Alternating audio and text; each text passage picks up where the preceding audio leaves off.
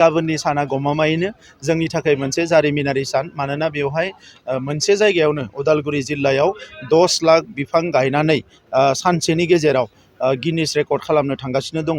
दा बियो गिनिस रेकर्डजों लोगोसे बे ओनसोलनि आबहावाखौ गोख्रों खालामनाय गोग्गो खालामनाय बेवहाय गोबां बिहोमा बेवहाय होनाय जागोन आरो जोंनि थासारिया मोजां जागोन आरो जों मोनसे मोजां आरोबाव फरेस्ट मोनबावनो हागोन। दा बिनि थाखाय आसामनि चिफ मिनिस्टार बिथांनि जि थांखि बेखौ आं साबायखर बावो आरो बेजों लोगोसे आसामनि फरेस्ट डिपार्टमेन्ट जोंनि फरेस्ट डिपार्टमेन्ट जोंनि बिटिसिनि गासैबो इएम एमसिएलए गासैबो रायजो राजा लिडारफोर बयबो बाहागो लादों बिथांमोननो बयनोबो साबायखर बावो आरो गाबोननि सानाव जाहाथे मोजाङैनो मोजां 10 लाख बिफांखौ जोङो गायजोबनो हायो बिनि थाखाय 99% प्रिपारेसना जाजोब्बाय आरो गाबोन साननि गेजेराव गासैबो प्रिपारेसना गाबोन साननि गेजेराव बे गायनाया कमप्लिट जागोन। जों नुबाय नैबे समाव गायनायनि सम नङामोन नाथाय गायनायनि रेकर्ड खालामनो थाखाय गायनाया गायनो हायो माने माखासे गियो जे नैबे समाव बिफां गायोबा थैगोन होननानै नाथाय बेवहाय मोनसे एनजिअ दङ बिथांमोना बेवहाय माखासे बिफांफोरखौ अलरेडि केयार लाबाय थादों।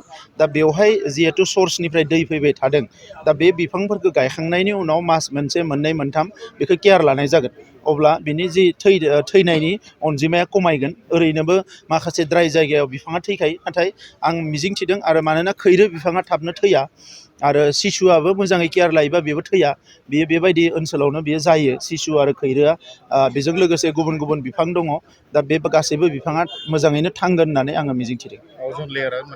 माने जि मोनसे कार्बनखौ लानानै आजिखालि जि मोनसे दुलाराय मुलुगनाङैनो माखासे सिन्था जादों दा बेखौ जेरैखि जाया खमायनो थाखाय माखासे मुलुगनाङै माखासे हाबाफारि मावदों। दा बेवहाय आसामनि chief minister doctor Himanta Biswa Sharma बिथाङाबो बेवहायनो मोनसे थांखि लानानै आसामाव 1,000,000निख्रुइ बांसिन बिफां गायनाय माखासे हाबाफारि लादों। बिनिनो मोनसे हाबाफारि जोंनि बिटिआरआवबो 10 लाख बिफां गायनाय हाबाफारिखौ लादों आरो बे बिफां गायनाय हाबाफारिनि गेजेरजों जोंनि बिटिआर ओनसोला मुलुगाव मुंदांखा जानायजों लोगोसे जोंनि ओनसोलाव माखासे गोग्गो आबहावा सोरजिनो थाखाय जोङो मोनसे गिदिर हाबाफारि मावनाय जागोन होननानै आं मिजिंथिदों।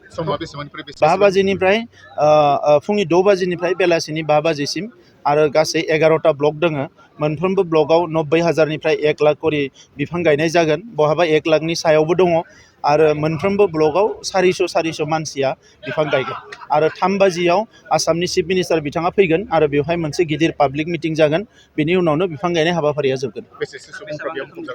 बेवहाय 15,000 सुबुंखौ जोङो माने फैगोन होननानै सानदों मानोना बिफां गायनायावबो जोंहा प्राय 5,000 थाखागोन स' ओंखायनो 15निफ्राय 20,000 सुबुं बेवहाय गाबोन थुबुर जागोन। बेवहाय खैरो दङ सिसु दङ सिमलि दङ आरो बायदिसिना फिथाइ थायनाय बिफांबो माखासे दङ।